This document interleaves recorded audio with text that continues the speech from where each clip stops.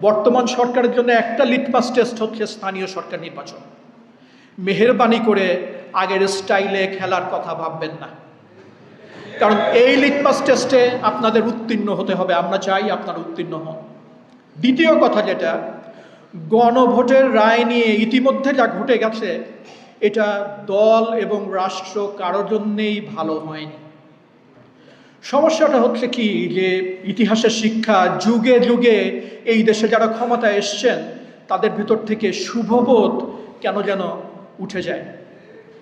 গণভোটের রায় বাস্তবায়নের ভিতরেই বাংলাদেশ রাষ্ট্রের সুরক্ষা এবং বিএনপি নামক দলটিরও সুরক্ষা। এই দলটি যদি নিজের সুরক্ষা চায় তাহলে তাদের গণভোটের রায় বাস্তবায়ন করতে হবে। ৭১ এবং ২৪ দুটোকেই নির্দ্বিধায় ধারণ করতে হবে। মুখোমুখি করার তো প্রশ্নই ওঠে না। আমি আপাদমস্তক একজন স্বাধীনতাকামী মানুষ।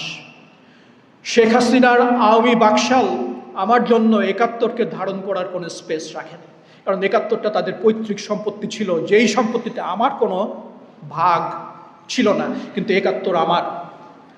২৪-এর গণ আন্দোলনের থেকে আমি ৭১কে বেশি ভালোবাসার সুযোগ পেয়েছি। আমি বুঝতে শিখেছি যে মানুষের অভিপ্রায় এবং আকাঙ্ক্ষাটা কী জিনিস। কাজে এই দুটোকে মুখোমুখি করার কোনো প্রশ্নই নেই।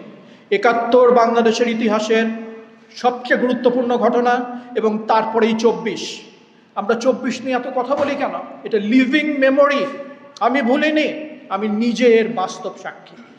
৭১-এ আমার বয়স ছিল, মাথার চুল সাদা হওয়া সত্ত্বেও ৭ মাস। আমি শুধু গল্প শুনেছি। আর ২৪-এর গন্ধ আজকে আমার শরীরে, এখানে যারা উপস্থিত আছেন তাদের শরীরে।